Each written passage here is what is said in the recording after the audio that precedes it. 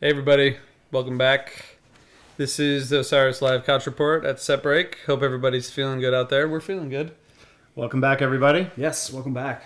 First I just want to say again thanks to Relix and to our producer Jonathan Healy for doing it up for us.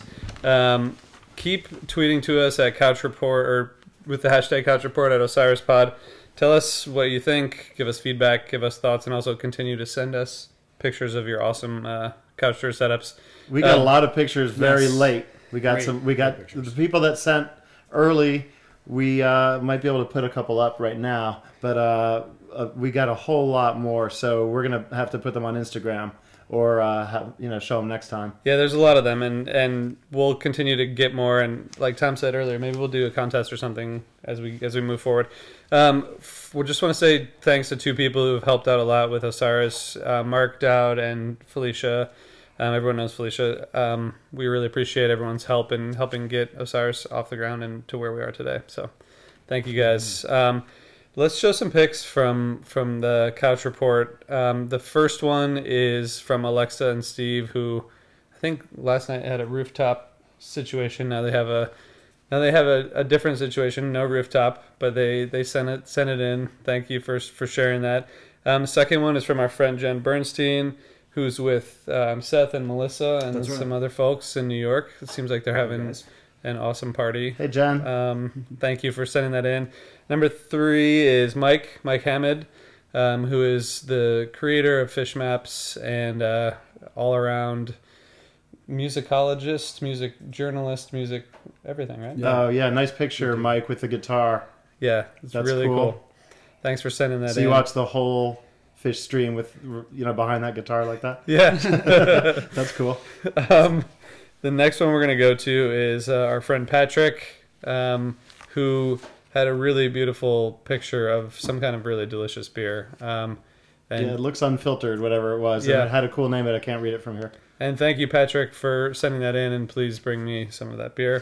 The next one we're going to see is from Ben Erickson, who sent us a pretty cool picture of his couch tour setup, I think with some art in the background and some other stuff. And there it is. We will show it. There it is. Some cool art in the background. And then the last one we wanted to show is actually from last night, but looked like some sort of awesome. We didn't just want to show this one. We wanted to go. Yeah, we want to go there. Tell us where you guys are. This is Nashville somewhere, right? Nashville somewhere from last night. It's coming up. And I think is Is that it? Yeah, that's it. And the Twitter handle is Boba Fetty Wap or something. John Fetty. Bob. Oh, John. Bob Fetty. Yeah. Hey, Bob. Anyway. John Fetty. We're coming to your party. We're coming to your party. Thanks. It looks really cool, and looks like there's lots of room for people. So yeah, it's like an awesome party. Yep. So keep sending us pictures, and we'll keep sharing them. We appreciate seeing where people are. You know where we are. We're here. We're here in Washington, D.C. on a couch. As always, doing Couch Report. As always for the first time, but we hope to do it a lot more. So guys, before we get into the set list, Tom, there's been some late-breaking news from people who have been texting you about something. Can you fill people in? Oh, yeah, I had my nose buried in my phone following a debate happening right now. My friend Scott asked me to talk about it. People have detected a change in Trey's tone. The word grungy is being used in a complimentary way by 50% of the people and in a disparaging way from the others. And turns out I'm not the right person to ask, but I do know someone who is. Hey. Matt.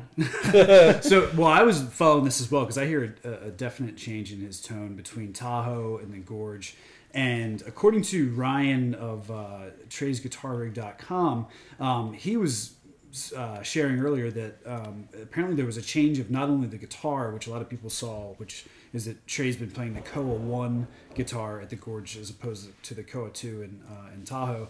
Apparently there's new tubes in the Comet amps that Trey plays, and so that's What are changed. tubes? So the tube is like the power Okay. that makes it all juicy and it lights up and there's explosions where rock and roll happens. Then it spits it out of the speakers. That's a good way to explain it. And there's tubes that have more of like a British sound, like Marshalls, and then there's tubes that have more of an American sound, which would be like a Fender kind of sound. And he's switched all of his amps to the more Fender-y kind of sound. Apparently, is what I was reading, which is kind of what he used to use a lot. He's used Fender amps a lot, including the late '90s. So that would explain the change, but I can understand why some people would not like that. Some people like the other sound more. So you guys should all tell us, tweet at us, send us messages on Facebook or whatever. We can start the debate up. Are you pro or con Trey tone change? And will we see a change when he gets to the next city? Matt, there was a guitar too. Different. Change. Yeah. So that's I think it was that's the going back to the Koa 1 Sorry. guitar, which is of course the famous guitar from the late '90s that he played during that 96 onwards, right? I think so, yeah. And then so Koa 2 he opened Tahoe with, but now he's back. Right. Okay. To the old reliable. Old faithful. Are they very different guitars? Like from what you guys know? Do you know? I mean, they're obviously both made by Languedoc, and they're like, to me, they both look the same. But I assume some of the inner workings are probably different. Yeah, I don't know. I mean, I could only guess. I mean, Tom, I don't know if you've ever heard anything about it. I did. I heard from Trey himself.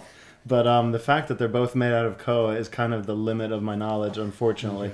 Okay. And one was, made later in an attempt by Paul to improve on what cannot be improved upon, it turns out. So, for a long time, that was the one that Trey would bring along to songwriting sessions, Koa 2, and he would play Koa 1 live. Wow. So, yeah, but as Matt said, people should tweet at OsirisPod. Use the hashtag CouchReport. Tell us what you think about Trey's tone. It's an important debate in today's fish world. It's the world we live in. So let's run through the set list. So opener, party time. It was a good party. And then second, Punch in the Eye, which was Tom's guess to open, which is pretty close. I mean, second, Right. Do I get points? There's no second place. No runner-up? Yeah, I forget what the saying is. But no, But good call. There's no me and team. Wait, there is me and team. So then, anything about the Punch You in the Eye, or should we go to the mics? No, just it should have been first. Should have been first. Yeah. The mics was Hey Scotty B from Jam Bass pointed out that it was 7 out of the last 9 have been played in the first set. Oh wow! Which I thought was interesting. Yeah. I want to say one thing about mics. Yes. If you listen carefully, Trey's Leslie was in play big time during that mics. Definitely. That was a good example of it. Yeah, it was. I don't know how long it was, but it seemed like they didn't go like super far beyond, but it was a pretty good jam. But he got to the Leslie pretty quickly, right? I think so. Yeah. Yep. And he was using it for lead this time. We were talking a lot about the textures and stuff. He was actually playing lead guitar through it with like an organ. It sounded really neat. Yep. Almost like if Page took the solo in mics. Yeah. So then into Hydrogen, which made Jonathan happy, and then into Weekapog, which I think was, good groove, good Mike's groove, solid standard Mike's groove. And then Mike came out with a new song, Infinite, which I had not heard before. Right. It was cool. It's always good to hear new Mike songs. It's pretty cool. I like when there's multiple singing parts with different band members.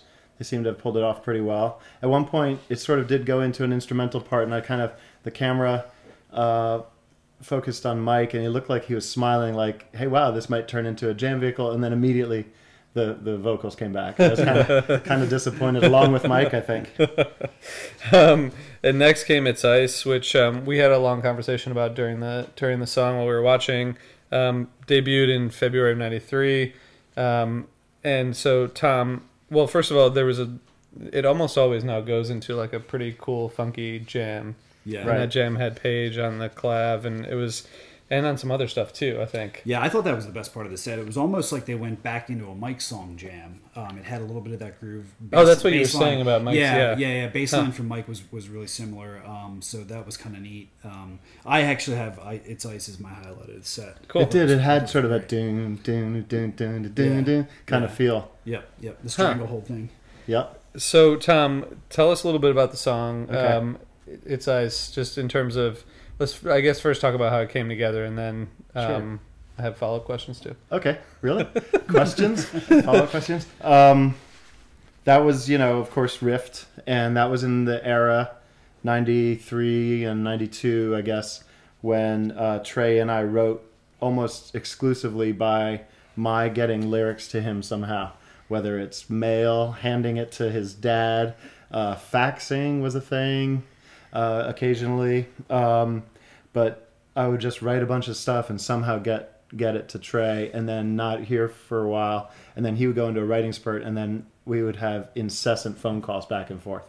I think I'd said before in one of my podcasts, I was incredibly impressed that he kind of pulled all this material out of what I had given him and turned it into a working concept album. And the songs just were amazing and surprising, and the fact that he was able to kind of string it together into the beautiful Rift album was just a feat of sheer genius. And you mentioned that, like, what the songs turned into. Was that a song that turned into what you imagined it would? Like when you... Oh my God, it's surprising. I mean, imagine giving someone a poem and they come up with that. That's, yeah. So, yeah, it way surpassed, and it's very surprising. The part, it's like a guy who's like in a constant battle with himself. Anytime he walks past a mirror, basically, he's in a fight with himself, except in this case, the mirror is the ice.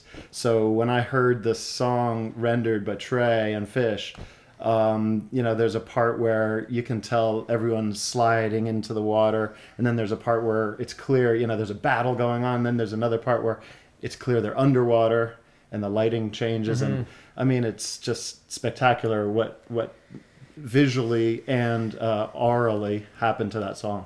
It's interesting. That's like maybe one of the most like intensive interpretations of your lyrics, right? In terms of the lights and the performance. Yeah, I mean, the lights are a big part of that. I agree. Yeah, really for sure.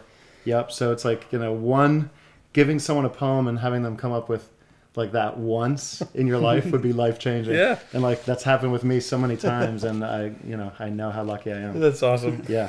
And then, so they played Divided Sky just as it was starting to get dark at the Gorge. That was beautiful. We were having debates over whether it would close the set, and it has before, and it's closed first and second sets, right? But yeah, and the show. And the show. Yeah, a bunch of times, but they fit Cavern in at the end.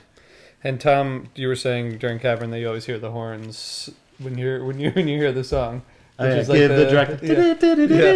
Yeah, absolutely. And I think you've talked before on the podcast about how that song came together. That was like one of the back and forth, right? Yeah. With you and Scott? Yep. Episode 033 of Under the Scales. It's called Scott Herman, and it talks a lot about how Scott Herman, who has 18 Fish song credits to his name and about the same number of Tab song credits and a lot of Amphibian song credits, he's my lyricist. Yeah.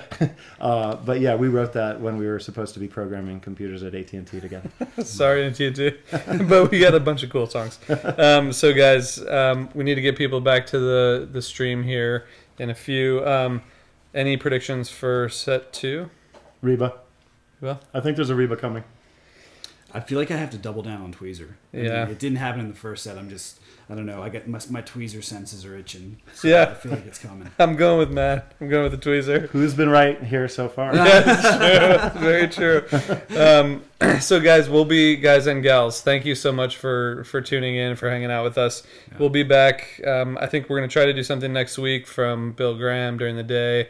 I'm in between Bill Graham 1 and 2, and we'll be back doing this soon enough. We're going to try to do it, like I said at the beginning, as many times as we can around these Fish webcasts. So tweet at us at OsirisPod, hashtag Couch Report.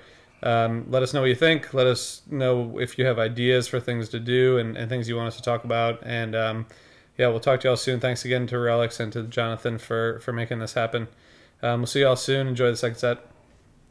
Take it easy. Bye.